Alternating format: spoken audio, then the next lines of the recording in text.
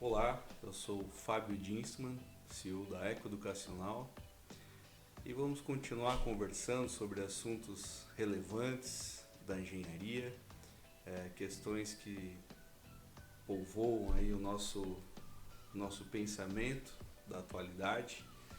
E um dos temas que a gente gostaria de conversar hoje é realmente sobre as tendências, né? As três engenharias, digamos assim, que tem um lugar garantido de destaque nos próximos anos. Eu preciso comentar que as vertentes profissionais, elas geralmente atendem aos clamores da própria sociedade, né? Então, você escolher a sua profissão, com certeza você tem que estar conectado, né, ao que o mercado está solicitando, quais são as tendências que estão apontando, para que rumo está apontando.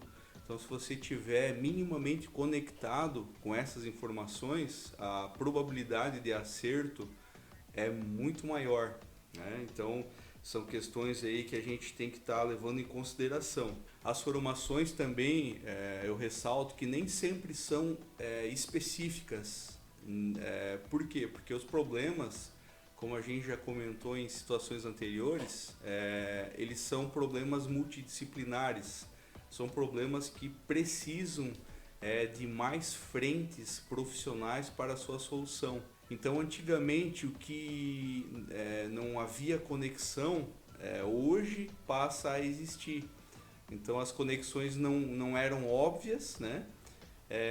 Atualmente existem muitas conexões, interconexões entre profissionais que a gente julgava que não tinha relação nenhuma.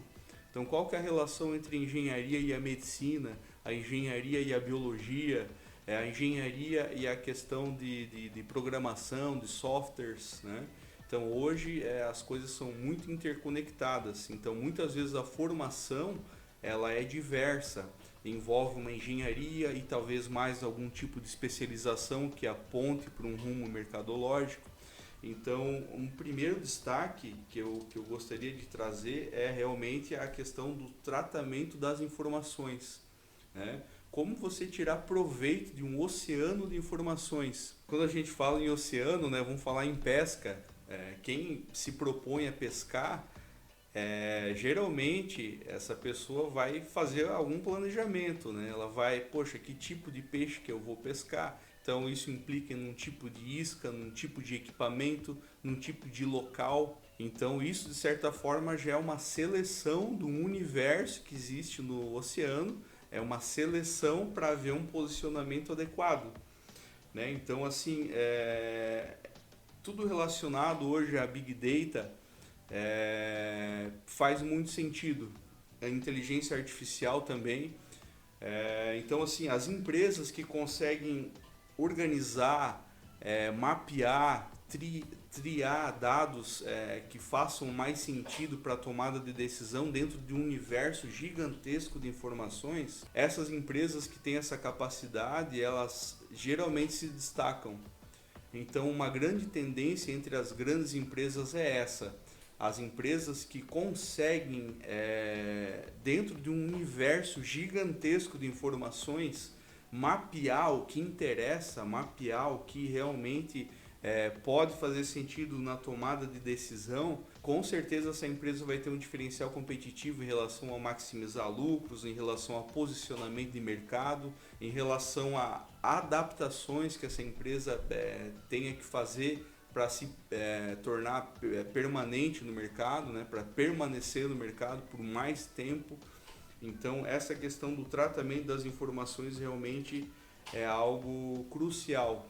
Tá? Então, assim, ali entra, por exemplo, a engenharia de software, a engenharia de computação, né? Então, o cientista ou o engenheiro de dados, ele torna-se protagonista nesse contexto. Tá? Ele realmente torna-se protagonista. Aí, claro, tem formações complementares, né? E não só complementares, por exemplo, alguém que é formado em matemática, se tiver essa visão mercadológica, né, vai ocupar a sua probabilidade, enfim, o seu conhecimento para esse fim de análise de dados, né?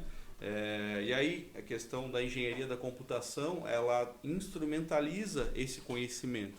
Não adianta você entender de probabilidades, mas você não ter como operacionalmente tratar um universo de informações. Então você precisa sim de softwares, você precisa de poderio computacional, né, dos computadores, enfim, para poder executar, né, essa avaliação de dados. Então seria um primeiro destaque assim. A gente pode também citar ampliação de softwares para mobile, estruturação e segurança de banco de informações. Então as engenharias relacionadas com isso tendem a ter um lugar muito promissor aí no mercado para os próximos anos aí. Podemos citar também com uma importância muito relevante, né, a própria engenharia de produção. Então tudo relacionado à produção, as engenharias que têm essa questão de produção. Hoje nós temos a engenharia de produção, né, específica, objetiva, tudo que se preocupa em gastar menos para fazer mais, gastar menos para ter uma qualidade final mais adequada. Todo o esforço de engenharia utilizado para esse fim, para controlar a produção também, todo esse esforço ele tende a ser perene, a ser realmente muito valorizado no mercado. Então, assim, hoje muitas universidades que surgem, um dos cursos de partida dessas universidades geralmente é o curso de engenharia de produção, porque realmente é muito, ele permeia, né, todas as áreas de uma empresa. Ele está intrinsecamente ligado a interferir positivamente em várias frentes, né? Não só a produção em si, mas a avaliação global, questão logística, né? Questão de desempenho, questão de controle de qualidade. Cito também nesse diapasão as outras engenharias. Então, antigamente nós tínhamos poucas engenharias, eram as engenharias fundamentais, né? E depois, com o passar do tempo, com a complexação dos problemas, essas engenharias começaram a sofrer ramificações. Então eu cito, por exemplo, uma engenharia química no qual o profissional, a engenharia química, o profissional é altamente generalista. Então ele se preocupa desde questões de produção, questões de desempenho econômico também. Então essa também seria uma engenharia relacionada à produção que eu destacaria. Outra frente profissional que eu poderia destacar nessa nossa breve análise, engenharias relacionadas à produção de alimentos. Então existe uma tendência aí muito grande de anos já para as questões ambientais, para questões relacionadas à sustentabilidade, né? A questão da própria produção, produzir mais com menos, né? Então tudo isso é um universo de profissionais que estão atuando nessa questão da produção de alimentos. A gente pode destacar o engenheiro agrônomo, o engenheiro de alimentos também, que são profissionais muito bem posicionados para essa demanda, né, crescente e sempre atual, né, da produção mais eficiente, e não só em termos de eficiência do cultivo, né, porque são toda uma questão de técnicas, né, técnicas de cultivo, questão de infraestrutura, controle de qualidade, monitoramento. Eu já vi, por exemplo, startups usando drone para fazer mapeamento de plantações, para identificar coloração, né, para começar a ter dados maiores, mais amplos para tomada de decisão. Dependendo da coloração, você tem que colocar um insumo A, B ou C, ou questão de irrigação, né? Ou até mesmo avaliar o período de colheita, né? Então, hoje os problemas realmente, como eu afirmei lá no início da nossa conversa, eles são multidisciplinares. Então, quem diria que anos atrás a gente teria drones para monitorar a plantação, né? ou para monitorar a própria questão agropecuária também, né, monitorar rebanho, tudo aéreo, né, muito facilitado, operado remotamente. Então, essas facilidades tecnológicas, esses recursos tecnológicos modernos que a gente tem à disposição hoje, vão abrindo novas possibilidades, novas frentes, né, de se produzir alimentos com mais eficiência, com mais sustentabilidade também, porque com certeza toda atividade humana ela deve levar em consideração a questão de ecossistema, né? Toda atividade humana ela deve levar em consideração que há um contexto maior, principalmente hoje na questão ambiental. Então, essas questões relacionadas à produção, elas têm que ter muita engenharia, muito planejamento, para que elas possam rodar com eficiência, né, e realmente fazer o seu papel na sociedade. Para todas as engenharias há uma base, né, para todas as vertentes profissionais, por mais complexas e por mais aplicadas que elas sejam, existe uma base, existe uma fundamentação para todas as engenharias. Tanto que as engenharias elas nasceram de poucas vertentes, né? Antigamente nós tínhamos a engenharia mecânica, a engenharia elétrica e a engenharia civil, basicamente essas, né? Depois nasceu a engenharia química, então por muitos anos essas 4 engenharias foram realmente as bases, eram as únicas, né? E aí, com o passar do tempo, com essa questão da multidisciplinaridade dos problemas, que exige também de tudo, foram realmente surgindo novas engenharias, né? Então essa base realmente ela está muito ligada aos fundamentos científicos que regem, né, a profissão do engenheiro. Então esses fundamentos que também são pautados em experimentação, eles são essenciais aí na formação do engenheiro. Muitos dos problemas que a gente encontra em campo, né, na nossa vida real, muitas vezes a gente tem que fazer algum tipo de prototipagem, algum tipo de simulação, algum tipo de experimentação.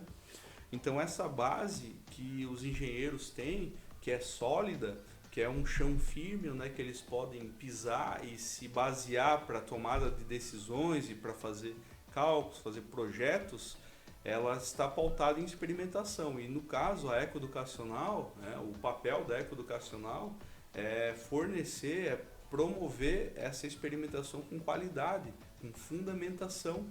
Então, os equipamentos que a ecoeducacional concebe, projeta e fornece aos seus clientes, esses equipamentos realmente a função deles dar essa base, né, que vai fazer com que o engenheiro tenha um chão firme onde pisar. Basicamente, então, assim, são esses as vertentes, né, que a gente pode avaliar como as mais promissoras. Então, não é uma engenharia A, B ou C de forma fechada, mas a gente sempre tem que realmente avaliar as tendências que o mercado está apontando, né, as necessidades que o mercado está pedindo, clamando, às vezes com muita veemência, aos profissionais, né? No Brasil não há hoje uma carência efetiva de número de engenheiros. O que há atualmente é uma carência na qualidade desses engenheiros. Então até nós temos muitos profissionais no mercado em termos numéricos, porém a qualidade e a adaptação desses profissionais ao mercado, ela ainda não está no nível de excelência, no nível de realmente estar adequada ao que o mercado está pedindo. Então, assim, se eu posso ousar dar uma dica, né, a quem está escolhendo, quem está cursando, sempre tenha em mente o que o mercado está pedindo e se posicione de acordo. Você é o protagonista da sua história, né? Você pode fazer a diferença quando você está avaliando o mercado e você já está se posicionando com antecipação. né? Então, engenharia também é isso, é antecipação, é analisar o que está acontecendo lá fora e ter um posicionamento adequado, objetivo e às vezes com energia. É disso que a gente muitas vezes precisa. Muito obrigado. Eu espero que esse vídeo tenha feito sentido para você. Eu agradeço em nome da Eco Educacional. Eu espero que esse vídeo tenha feito sentido. Se ele fez sentido, por favor, anote ali, dê alguma sugestão, algum comentário. Isso enriquece tanto para nós quanto para você também. A gente quer fazer uma comunidade também onde há a discussão, a troca de ideias. Isso é muito importante, tá? Eu agradeço aí e vamos de engenharia.